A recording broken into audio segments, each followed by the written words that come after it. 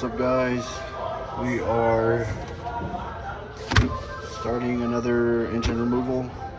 2017 Jeep Grand Cherokee 3.6 liter V8. We're gonna be replacing this engine. This guy. Our other engine is over there, and we're gonna be trying to do this and be done by tomorrow lunchtime, maybe today, I don't know, we'll see. But I'm gonna go ahead and get right into this because we gotta speed this removal and replacement as quick as we can. Labor time is only calls for like 13 hours. If you do it my way, you can do it a lot quicker. As you can see, warranty time's only 8 hours. So sorry, mopar techs, you are kind of getting screwed, but I'm not a mopar tech. So we'll see how quick I can do this. I'll time myself, but let's go ahead and get right into this. All right, first thing we're gonna do is we're gonna pop the cover off, and we're gonna go ahead and disconnect our power. We gotta look at the battery. So to look at the battery, it is either going to be under the seat or it's gonna be in the trunk. This one looks like it's under the seat. So just pull this cover off, disconnect your positive and your negative, or one at a time, doesn't matter. You do you. So once you've got that disconnected, it's just gonna be a little 10 mil. We're gonna come back up here up top. And I'm gonna go ahead and evacuate the AC system because I am gonna remove the AC compressor. Okay, so while I'm evacuating the AC, it is gonna be 1, 2, 3, 4 YF. So just get you a machine, one of these, whatever. If you can't afford one of these, you're gonna have to get creative to evacuate the system.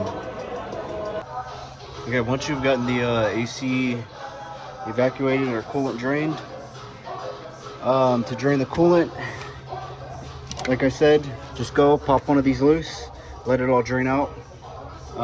It's gonna keep draining out as we get further into this, so there's not much you can do about not making a mess. So once we have that, I'm gonna go ahead and, so the way I'm gonna pull this engine is I'm gonna pull it at the top. We're gonna try to do it without taking off the hood or the plenum. We may have to take it off, I don't know yet. The last one I did, if I can remember, I didn't have to take that off. So the first thing we're gonna do is we're gonna just get all this junk off the engine. So we're gonna go ahead and pull the air box, as well as throttle body, intake manifold. All right, so once you've got your little air box off, you expose throttle body and this intake manifold. So to get the intake manifold off, we've got a little harness thing right here. This is just going to be held in by a little 10 mil right here. Take this off, throw it down. You get this out the way. Now you have a connector right here. Get the security tab, pop this off, get it off, get your throttle body connector off. We're also going to pull the PCV hosing off back here. And these all just clips into place. You can either go ahead and remove it now. It's up to you. If you follow it along, it just goes down here, and we can just pull this little security tab and get this entire hose out of here. But free everything off of your intake manifold, as well as this right here. These are just security tabs. You get a pick, pull up, and pull off. And then these are going to be 8mm bolts inside of the intake manifold to hold it down. 1, 2, 3,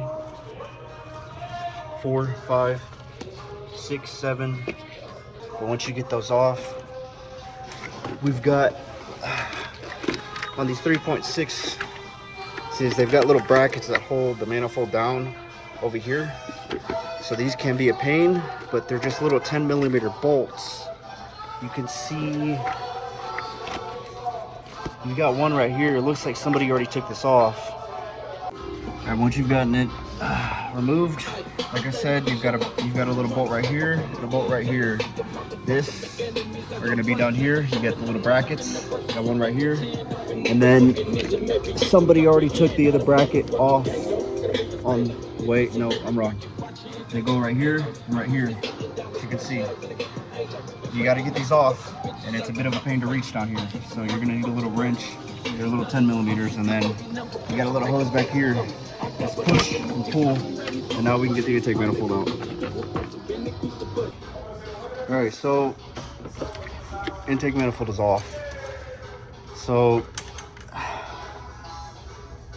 the way I'm gonna do this is we're gonna get this engine out without messing with all the harness, trying to disconnect every single thing, because there's really no need to do that for this engine. We need to think of this like a box, and we've got little ropes tying it down. We gotta cut the ropes to get the engine out. So we looking down here, we can see we got some of those lines, the AC lines, cooler lines. We need to disconnect all those. We gotta disconnect our radiator lines. We can go ahead and disconnect this right now, this little vacuum line. And this, we can just leave this on the engine. You can see it's not even connected to anything anymore, other than this little bracket back here. But the main thing we're gonna be focusing on is disconnecting everything around the engine, and then our compressor and the AC lines. So, okay, so get the AC compressor out. We gotta remove the belt. To remove the belt, use your little ratchet, stick it in there, turn it, pop the belt off, disconnect your AC lines. All right, the compressor, AC lines are gonna be 13mm nuts. Zap them off, zap them off. You got its main connector down here. Just unbracket it so that you can get it off the AC line down here. And this just clips into this connector right here. So get this disconnected, get this off the AC line, get your AC lines off of the compressor. All right, the compressor bolts, you've got 4 of them. They're gonna be the same. The bolt size are gonna be a 13mm. You're gonna have one right here, one right here, and then you're gonna need a deep or a semi-deep to get to the ones down here. Let me try to zoom out. We're gonna go down here. You're gonna be working blind, but you got one down there, moving along. You got another one right there. You can see you're gonna need a deep or a semi-deep 13mm to get those out. But once you get those 4 out, we can get the AC compressor off, and we can just yank it out. All right, compressor is out the way. Like you can see, we got plenty of room now. So from here, we're gonna start disconnecting these coolant lines, as well as getting these off the engine. I may be able to just leave these here. Let me go underneath the car and look, but I'm gonna disconnect this hose, this hose, this hose.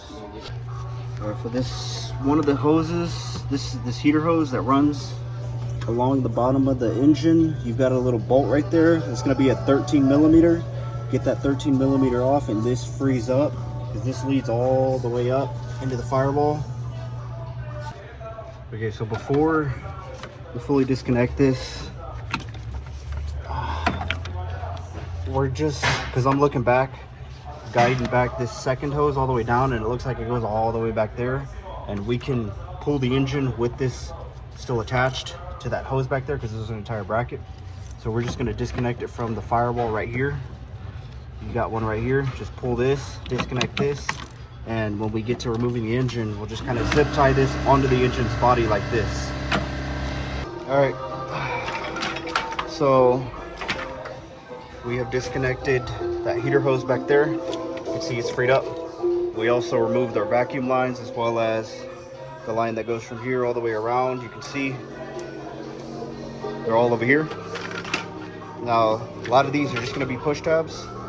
You just squeeze, push, pull. This just pops into place for the PCV. Another hose. These are those annoying little security tabs. I am gonna have to replace these little clips, but you get these off, pull. Same thing on the other side. And then the last one, which is that really long one, let's just push the 2 tabs in them. Same thing, push the 2 tabs in, they come right out. So now, let's go down here, let's get this alternator out. All right, to aid getting down to the alternator, let's go ahead and get some the upper coolant lines out of the way. Now, the way we're gonna do this is, I'm not gonna yank all this junk out. All we're gonna do is, so this one that leads into the back, we can just leave on the engine when we remove. So we're gonna get this, pull this off, so we can get the reservoir disconnected, and then this hose that leads over here into the top of the thermostat, we're just gonna remove this one entirely so we don't have this floating around, but this goes right here, follow it, reservoir, follow it, thermostat. So get this one out the way, go ahead and disconnect this, as well as getting this one off, and we'll just push this down there out of the way. And then we'll have a little bit more room to work down here to get to this alternator. All right, if we're getting down to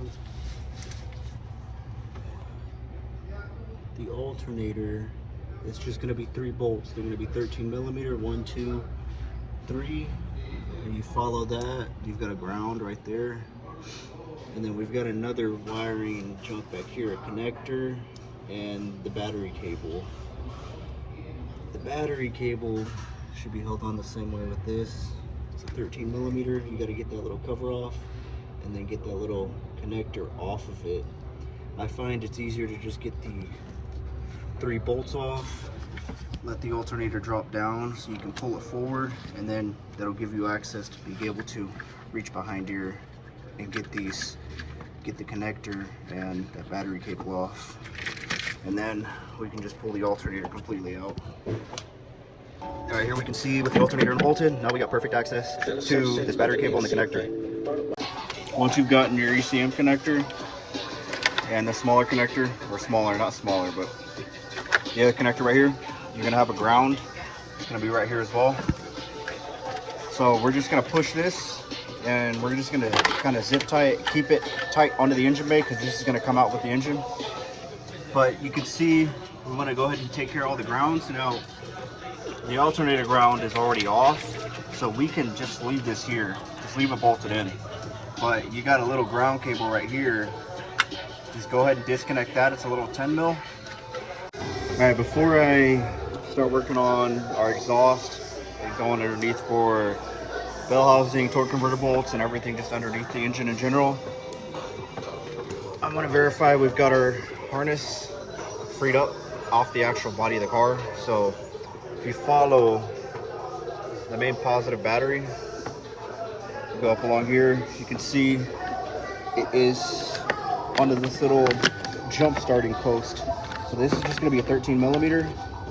You get this little stud off, and then this part of the harness comes off, and we're just going to yank this out and pull it over here to get it off of the body of the car. Okay, we've gotten our little battery cable out the way. So now let's work on this exhaust. So of course I'm going to do the easier side first because there's more room, and it's a lot easier to show you guys from here. But coming down here, these are going to be 10 millimeters, 1, 2, 3, and then you got 4 on the other side. We're going to have to follow this O2 sensor down here, follow to where it connects, because we're just going to leave the O2 sensor inside the exhaust plugged in, because I don't want to have to worry about trying to take it out. So just follow up along, unplug it. You can see the connector's kind of a little back there if I can focus it, but get that unplugged and do the same thing for the other side. Follow it along too, get that O2 sensor unplugged, and stick a little pry bar in there or something, and get those headers, exhaust manifold, off the engine. Okay, we've got both the cats disconnected. Now we're gonna go underneath the vehicle. I'm gonna go ahead and get in the air, get our arms underneath the car, get it risen, and we'll start doing stuff from underneath the vehicle. We gotta work on the wiring from underneath the vehicle that goes into the transmission side, as well as the O2 sensors. And you gotta get the lower ones because they're part of the TCM harness that goes down here. This, you're just gonna push up on the little connector and it'll come right off. This will just pop out, then you're gonna follow along, and you're just getting the entire harness off the body of the transmission and freed up, so that whenever we remove the engine, this entire harness will go with it.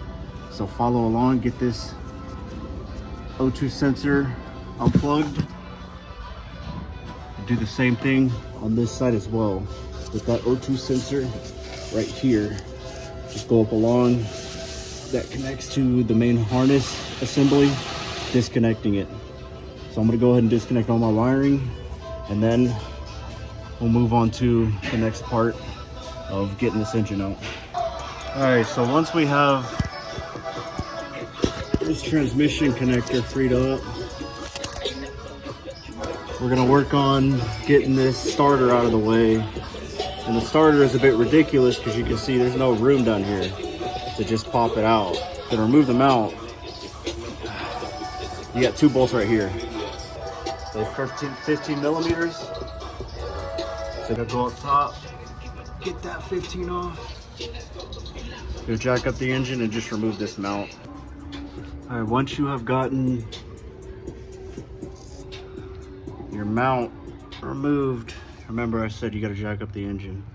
You're gonna come back up here and you gotta get the actual bracket off. So you're gonna have 15 millimeters. You got 1, 2, and then 3 and 4, which is under that little wire clip thing. So get that off. Get your 4 15 millimeter nuts off, and your mount will come. This entire bracket will come out, and then we can get the starter out. Okay, once you've gotten the entire mount out, we're gonna go ahead and get the connectors off the back of the starter, and that little wire right there, that positive wire, it's gonna be a 13 millimeter, and just get the connector off right there, and then we'll go around and we'll get those 2 15 millimeters and remove the starter entirely. Okay, so what we're gonna do is I'm gonna go ahead and throw the mount back in. I'm not gonna really tighten the bolts. You just wanna make sure that it's seated into these little divots right here. And that little spindle, the little tip that it all mates into the engine. You're gonna, of course, put the bracket on. You don't gotta put it in, tighten all the way back in, but you wanna get threaded in to where it's gonna rest. And then I'm gonna go on this side and loosen up these 2 bolts, and at least try to get to the one up top. And then we'll rest the engine again and go back up top. All right, I'm changing up how we're gonna get torque converter bolts out. So I went ahead and loosened up that mount, and I just lightly screwed in 1 bolt on each side so that whenever I move the jack, you know, I don't gotta worry about shifting whenever I lower it back down. So I'm just gonna go ahead and get the torque converter bolts out. So you can see we've got them right here. They're looking like they're gonna be 13, 14 millimeter. I'll put it in the video. But we're gonna have 6 of them that we're gonna get to. And I'm gonna set it up to show you guys how I get them out, but we're gonna get them while we're under here. Just sticking an extension with the socket right through there. And we're gonna rotate the crank. So let me go ahead and get it set up, and then I'll show you guys how I do it. Okay, getting to the way I do this is I use an extension with a little wobble. And you can see that I just stick it right through here. And I get it on the bolt. Let me readjust. So you can see I stick it down in here. I get it on the bolt. It's a 13 millimeter. And then from here, there's plenty of room to attach my impact on the end of this to where I can fit it perfectly right here. And I just impact them out, and then you're gonna rotate the crank clockwise. It's gonna be 27 millimeter. Just rotate it until another one pops up into view. In here, stick your impact and just do it 6 times until all of them have come out. Okay, once you have gotten all 6 your torque converter bolts out, as you can see, we're pretty much cleared up. We've got our mounts good. Got got that top bolt plus those, remember 15 millimeters, both sides. So now, we're verifying cats are freed up. You should have already done that earlier. We followed along. Our wiring harness is off the transmission, making sure that that bracket up there is also off. And then last thing we gotta worry about to get this out is these little oil cooler lines that go into the transmission. We're gonna remove this with the engine. So we're gonna pull this line up and disconnect it off. So just disconnect this pipe out of this little rubber hose, or just removing this one and the one behind it off of the oil cooler and just pushing it up and start pushing it back towards the engine. Because we're gonna have to maneuver this out and off to get the engine out. And then remember what I said, O2 sensors, as well as following up here, making sure nothing's gonna get caught up when we pull this engine out. We've already started the first of the bell housing bolts, you could call them, with the starter. And we're just gonna put these down over here. And so I'm gonna go ahead, disconnect our oil cooler from back here. And then to get the bell housing bolts out, they're gonna be the 15 millimeters again. You got 1, 2, 3, 4, 5 up there, and then you got two directly in the center of the transmission at the very top. You're gonna need some long extensions. I will show you guys how I get to those top ones. And then you got some more up here. Okay, here's the setup on how I'm getting to the upper 2 bell housing bolts. I've got a long extension leading all the way up, and you're gonna hit the ones that are right up here, if I can get a good view on them. But there's one right there, and then like a couple inches that way to the left, there's the second middle top one. But you can see I got my socket up there. I'm leading it back here, and I'm just gonna break it and zap it off, move it a little bit over to the left, reach my hand up there, put my socket on there, and then break it again, and we'll get those 2 very top bell housing bolts out. Okay, so I've gotten all the bell housing bolts out from the upper 2, following all the way along and down. I just word salad all the way down, and then right now I'm getting the last one out, which is this one right here. So essentially we have all of them out except this little guy for the upper pan. If I can get a good view on it, you can see it right there. That is going to be the very last one we get out, and that's going to be the one we get out whenever we have this lowered down, and we've got it attached to the chain, and we've got it supported, and we've got a jack underneath. So I'm gonna go ahead and get that last one out. Okay, so we've gotten the engine, I guess, somewhat supported. I'm gonna have to do some maneuvering as I start raising it and getting it out, because we don't have a rear support to put the chain on. So I'm gonna start lifting it from the front first, but from here, remember, we've still got that one mount bolt, that other mount bolt, and then we have that lower bell housing bolt down there that we're gonna get. And I'm gonna use an extension, just feed it through here and get to that last bell housing bolt. I'm gonna pop it out, and then I'm gonna put a jack underneath the transmission, just to kind of jack it up a little bit from over here. I'm gonna have to fit it under there. I have to get creative, but I'm gonna get something under there so I can kind of raise it and elevate the transmission just a little bit to make getting the engine in and out a little easier. So, because when we remove it, transmission is gonna sag like that.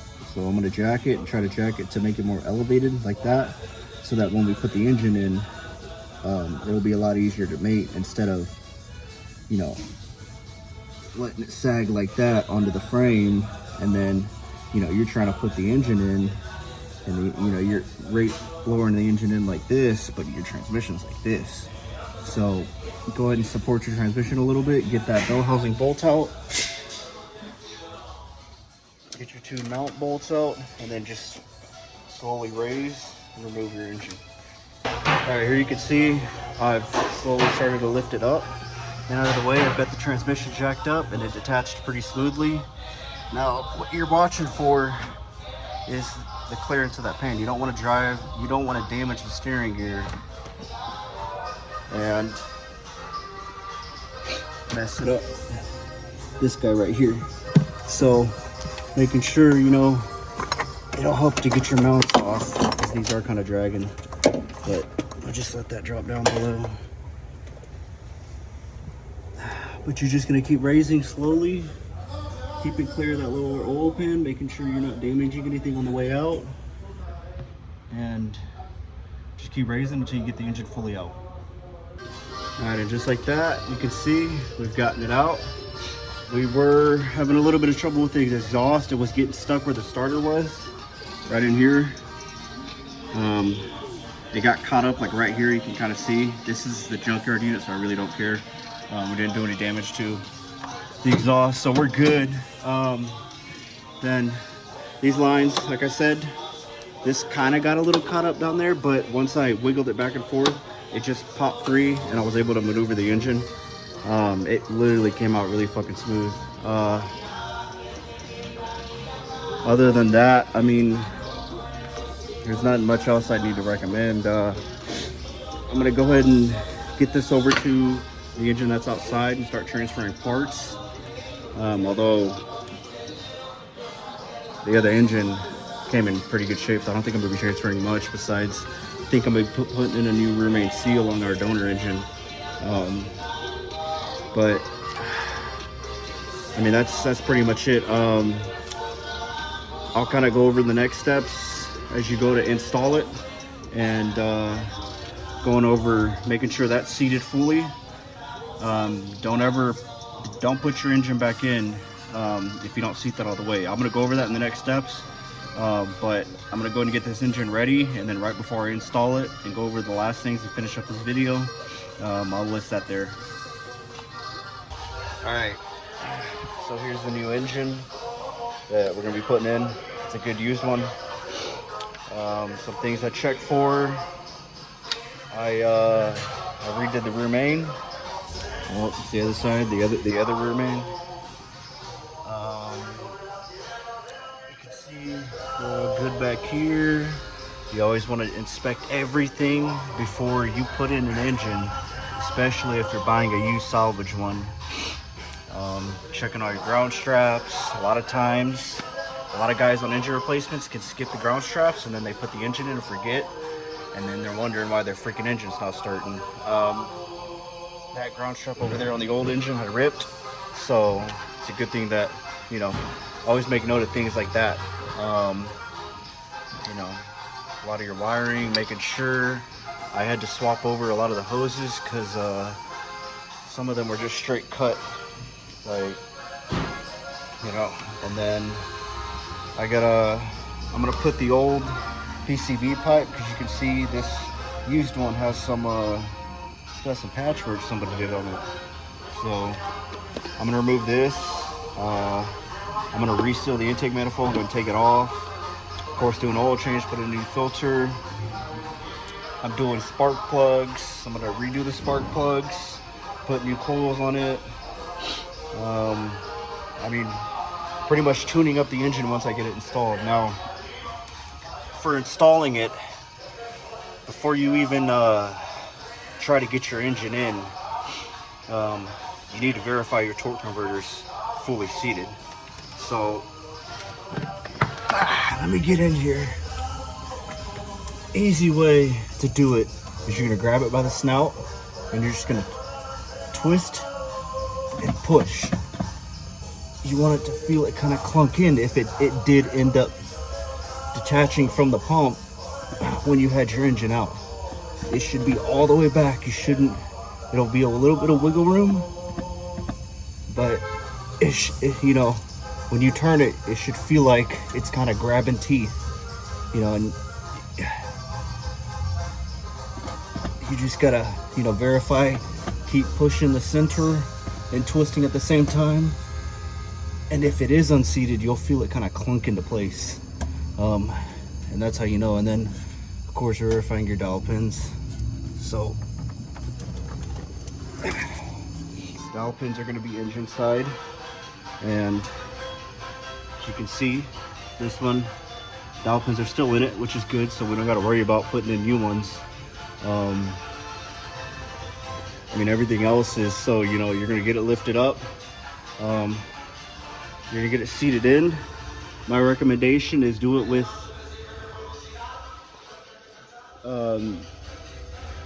do it by kind of putting your two mounts right there back on, or you can mate it to the transmission first without putting it on the mounts. It's up to how you want to do it. The way I'm going to do it is I'm going to lower it, get it mated to the transmission, or somewhat mated, and then once I have it somewhat mated, I'm going to lift it up again, or I'm going to crawl under there, put a bolt in so that it's somewhat mated, and then I'm going to slide both the mounts under and get them into these brackets, and then we're just going to set it down onto the vehicle and then start tightening everything up, bolting everything back together the same way we took it out. You just got to remember everything, you know, don't forget to your grounds, don't forget all the connectors, don't forget about these cooler lines leading back to the transmission. You know, make sure as it's going in, you're guiding them through into the back, as well as your TCM harness. You do not want to have this in and this guy's just sitting up here, because you're gonna have a real fun time trying to reach up and pull this through in towards the back of that transmission.